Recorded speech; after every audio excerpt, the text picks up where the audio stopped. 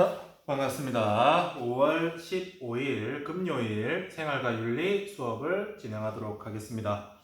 자, 지난 시간에 우리가 2단원 삶과 죽음의 윤리를 시작을 했고, 특히나 삶과 관련된, 출생과 관련된 윤리적 문제를 하고 있었습니다. 지난 시간에 우리가 낙태라는 문제를 한번 고민을 했다면, 이번에는 조금 더 이 임신이라는 것과 관련되어 있는 또 다른 문제들을 한번 고민을 해보려고 해요. 자, 두 번째, 이 출생과 관련되어 있는 윤리적 문제 어떤 것들이 있느냐? 대표적인 게 시험관하기라는 게 있어요. 이 시험관하기는 아마 많이 들어봤을 것 같습니다. 시험관에서 뭐 애를 키워가지고 애를 만들어내는 게 아니죠. 우리가 뭐 과학실에서 보는 이런 데다가 애를 넣어가지고 애를 다 키워가지고 키우는 게 아니죠. 이 시험관하기는 뭐냐면 이 난임, 자연적인 임신이 어려운 경우, 그런 경우를 이제 해결하기 위해서 활용하는 방법이에요. 원래는 여러분이 뭐 이미 뭐 배웠겠죠? 성교육을 받았을 거니까 정자와 난자가 만나서 수정돼서 수정란이 만들어지고 그것이 자궁에 착상해서 안에서 커서 그 다음에 일정 기간을 거쳐서 출산으로 이어지죠. 그런데 이 수정이라는 것이 원래는 이제 성행위를 통해서 이루어져야 되는데 그것이 자연적으로 잘 이루어지지 않을 때, 그럴 때를 주로 난임이라고 그래요. 이 문제를 해결하기 위해서 어떻게 하느냐? 이제 모체로부터 난자를 추출하고 부체로부터 정자를 추출해서 시험관 안에서 수정을 시키는 거죠. 그래서 수정에 성공했다. 다시 자궁에 착상을 시키는 것. 그렇게 해서 임신을 원하지만 임신이 잘 되지 않는 부부들에게 의료적인 지원을 해주는 것이 시험관하기입니다. 자, 그렇다면 이 시험관하기는 좋아요, 나빠요? 괜찮죠? 필요하고 애를 갖고 싶은데 자연적으로 애가 안 생기니까 의술의 도움을 받아서 애를 가지는 거잖아요. 근데 이게 왜 문제가 있을까? 자, 일단 시험관하기란 의미, 시험관에서 수정란을 배양하고 이를 모체에 이식하는 방법을 이제 시험관하기라고 그래요. 근데 여기에 어떤 문제가 있느냐?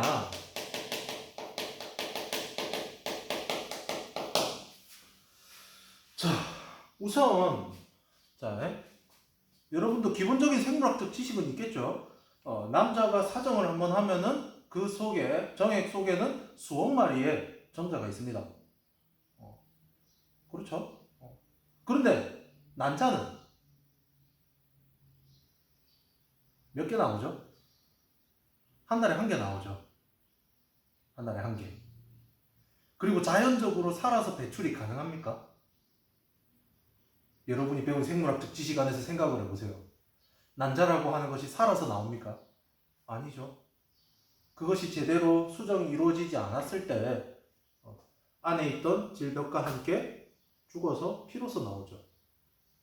그게 생리, 월경이라는 현상이잖아요. 자, 그런데 시험관 안에서 수정을 시키려면 난자를 추출해야 되죠. 난자를 몸 밖으로 끄집어내야 돼요. 그런데 여기에서 문제가 생기는 게 뭐냐면 정자라고 하는 것은 계속해서 생산이 돼요. 그런데 난자는 여성의 일생에 있어서 생산되는 양이 정해져 있어요. 정해져 있어요. 그래서 그 난자 생산이 종료되면 이제 폐경기가 왔다라고 이야기를 하는 거죠. 임신이 불가능한 상태가 되는 거예요. 그런데 그것을 인위적으로 추출을 하다 보면 결국 어떻게 되느냐? 호르몬 주사를 맞아서 난자가 배양되도록 해야 되고 그것이 나오면 다시 끄집어내야 되는 거죠. 즉 모체 건강에 문제가 생긴다는 겁니다. 이게 참 골치 아픈 일이죠. 또 어떤 문제가 생기냐면은, 자, 우리가 뭐 실험을 한 개만 하면은 참 좋을 텐데, 그렇지가 않을 수 있거든요. 이게 비용적인 측면도 있고, 효율성적인 측면에 있어서 계속해서 호르몬 주사를 맞아가지고 계속해서 난자를 끄집어내고 하는 것은 건강상으로 더 큰 문제가 있잖아요. 그래서 한 번에 1번 난자, 2번 난자, 3번 난자, 4번 난자, 5번 난자 5개를 꺼냈다라고 쳐봅시다. 예시예요. 사고 실험이에요. 난자 5개를 꺼냈습니다. 각각 시험관 안에 있어요. 그래서 이 정자를 수정을 시킵니다. 수정을 시키는데 실패해버렸어요. 두 번째 수정을 했는데 성공을 했어요. 세 번째 또 성공을 해버렸어요. 네 번째 또 성공을 해버렸네. 다섯 번째 아직 실험을 안 했어요. 자, 여기서 문제가 생겨요. 우리는 애를 한 명만 낳고 싶은데 수정란이 3개가 돼버렸어요. 어떻게 해야 될까? 2번, 3번, 4번 수정란 중에서 뭘 선택해야 될까요? 골치가 아프죠? 그 다음에 만약에 2번 제일 처음 됐던 거를 골랐다라고 해봅시다. 3번과 4번은 어떻게 해야 될까요? 인간이 될 가능성을 가지고 있는 존재죠. 자궁에 착상을 시키면은 인간이 될 수 있는 거예요. 세포 덩어리긴 하지만 이것을 쓰레기통에 버려야 될까? 아니면은 인체 실험, 배아 복제, 배아 실험이라고 들어봤죠? 활용하도록 둬야 될까요? 혹은 요 남은 난자 어떻게 해야 될까요? 이것도 분리수거 시키면 될까? 안 되겠죠. 이런 문제들이 생긴다라는 거예요.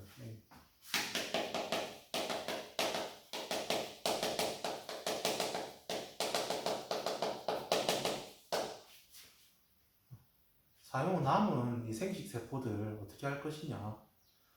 다행히 뭐 5번 실험을 했는데 1개만 성공해서 애를 1명 낳았다. 문제될 게 없겠죠. 그런데 5번 실험을 했는데 3개가 성공을 했고, 근데 우리가 새 쌍둥이를 낳겠다라고 선택을 하면 또 문제가 될 게 없을 거예요. 그런데 1명만 낳고 싶은데 3개가 성공을 했다. 남은 생식세포는 어떻게 할 것이냐. 이런 것들에 대한 윤리적인 문제가 생길 수밖에 없다라는 거. 이게 시험관 아기가 가질 수 있는 문제점입니다. 우리가 알지 못하지만은 우리 주변에서 이런 문제들이 생기고 있다라는 점에 대해서만 한번 고민을 해봤으면 좋겠습니다. 자, 세 번째.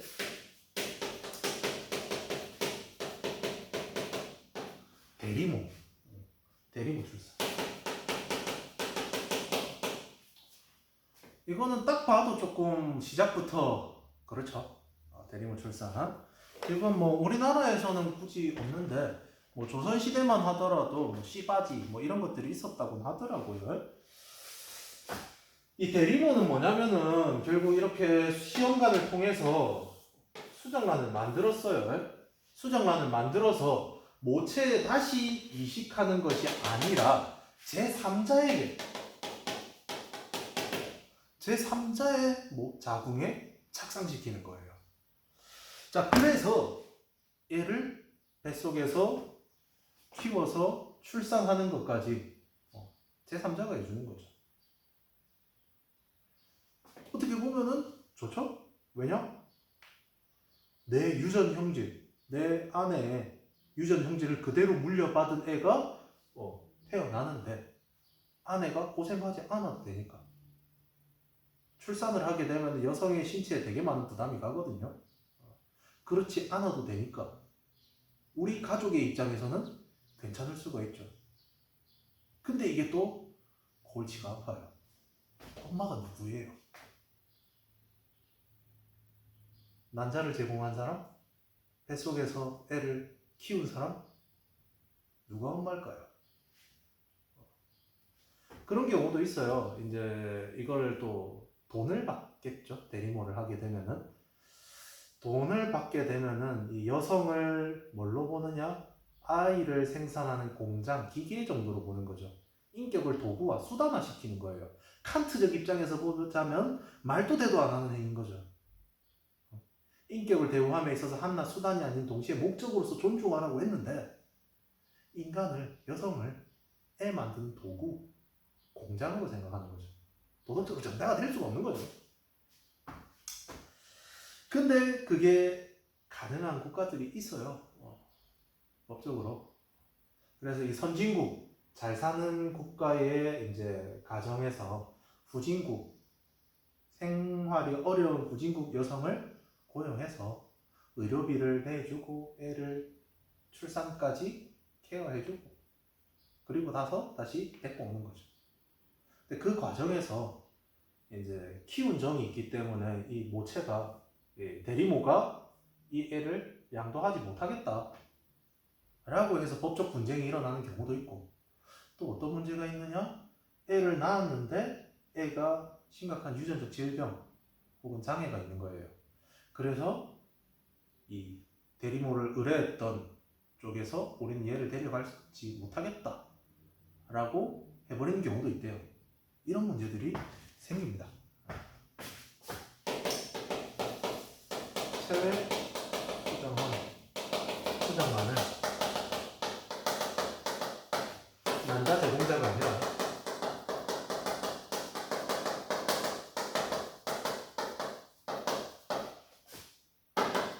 착상시키고 관리 하게 하는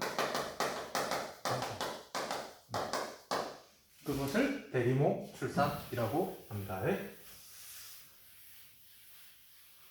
그 다음 또 어떤 문제가 있냐면 마지막으로 비배우자 이동수정.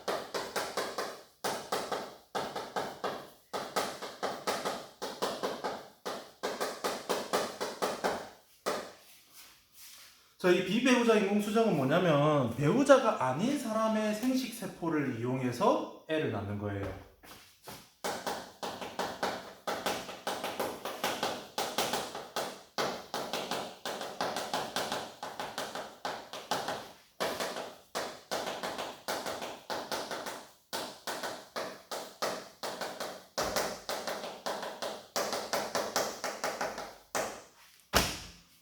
예컨대 그런 거죠. A라는 남성과 B라는 여성이 결혼을 했어요. 결혼을 해서 임신을 하려고 하는데 임신이 안 돼요. 검사를 받았더니 A의 정자가 없어요. 무정자증에 걸렸어요. 그런데 이 부부가 너무 애를 갖고 싶어요. 그럼 어떻게 하면 되느냐? 정자를 사면 돼요.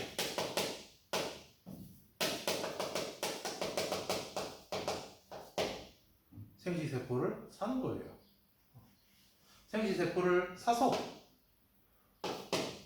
남자를 추출해서 착상을 시켜서 수정을 시켜서 다시 착상을 시키면 되는 거죠. 혹은 이쪽에 난자에 문제가 있다. 그러면은 또 난자를 사서 수정을 시켜서 착상을 시켜도 되겠죠. 예전에 몇 년 전쯤이었던 것 같은데 일본에서 그런 기사를 본 적이 있어요. 이제 남자 쪽이 정자가 없는 거예요. 근데 이제 애를 낳아야 되니까 시아버지의 정자를 수정을 시켜가지고 애를 낳았다라는 걸 봤어요. 그럼 이제 문제가 생기는 게 뭐냐? 태어난 애는 나의 동생일까요? 아들일까요?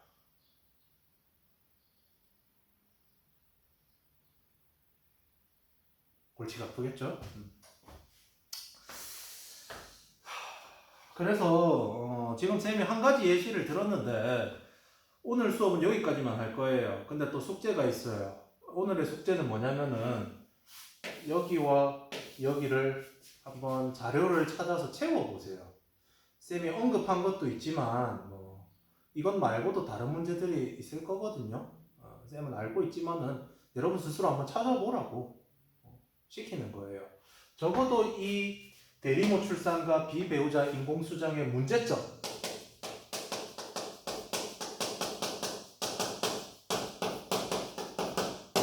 두 가지씩은 한번 스스로 생각을 해보든지 자료를 찾든지 해서 한번 조사를 해보세요. 자, 여기까지 해서 이번 주 수업을 마무리해 짓도록 하겠습니다. 이번 주는 조금 수업을 널널하게 했어요. 다음 주에 계약을 할지 안 할지 모르겠어요. 아직까지 아직 발표를 안 해서 이 시점에는 다음 주에는 이제 죽음이라고 하는 좀 더 무거운 주제를 다룰 거예요. 그런데 또 이제 죽음이라고 하는 것은 이론적인 부분이 또 많이 필요해서 좀 힘들 수도 있는데 어찌됐든 주말 동안 충전을 잘 해서 다음 주에 또 수업에서 만나도록 합시다. 수고했습니다.